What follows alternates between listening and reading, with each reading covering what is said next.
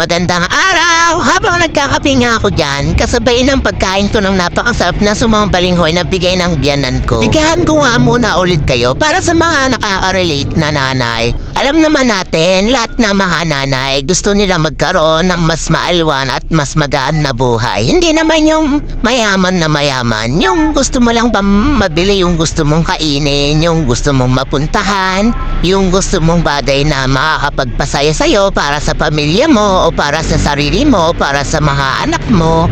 Diba hindi naman masama yun? Kaya minsan, gusto talaga natin at susumikap tayo para maabot natin yung mga ganong mga pangarap natin sa buhay. Hindi man tataas ang pangarap, pero yung simple lang ba na makakapagpasaya sa atin. Mas madali kasing maabot yung mga pangarap na ang ganyan kapag dalawa kayo ng partner nyo sa buhay ay talaga namang nagsusumikap at iniisip talaga na magkaroon ng mas maalwan o mas magaan na buhay. Hindi naman sa kailangan natin maging perfecto. Gusto lang natin mas maging magaan yung buhay natin. Iwasan natin yung mga negative distraction sa buhay natin. Bawas-bawasan natin yung hindi magandang mga gawain natin katulad ng mga bisyo. Sa totoo lang ako, habang nagkakaedad ako, mas nagmamatured yung utak ko. Gano'n naman dapat talaga, diba? Habang tumatanda tayo, nare-realize natin yung mga pagkakamali natin na dapat gawin na natin yung mga ganitong bagay para mas makakaigi sa kinabukasan natin, sa pamilya natin, sa mga anak natin. Hindi naman ako perpekto o wala naman taong perpekto, lahat naman tayo nagkakamali. Pero alam naman natin kung ano naman yung mas dapat gawin natin para sa mas ikag-iigi o ikadadanda ng buhay natin, ng pamilya natin, di ba?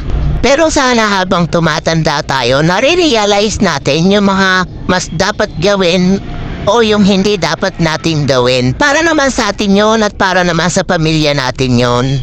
Mas masarap kasi sa pakiramdam na hindi na natin iisipin kung meron pa ba tayong gagastusin sa mga susunod na araw, kung may pambili pa tayong pagkain sa mga susunod na araw, kung meron pa tayong pampaaral sa mga anak natin, o kung may dumating mga time na hindi natin inaasahan, hindi natin iisipin kung saan tayo tatakbo, kung saan tayo manghihiram, diba?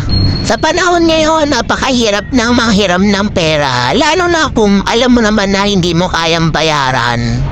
At sa panahon ngayon, lalo nang tumataas lahat ng mga bilihin, lahat ng mga gastusin, mga bayarin natin monthly, kaya napakahirap talagang magtipid, napakahirap tipirin yung kakarampot nating kita. Kaya dapat habang tumatanda tayo, mas maging matured tayo at mas gawin natin yung mga dapat natin gawin. Anyways, ito naman ay yung mga nasasaloobin ko lang. Nasa sa inyo pa rin yun kung ano yung mas dapat gawin. Yun lang, salamat!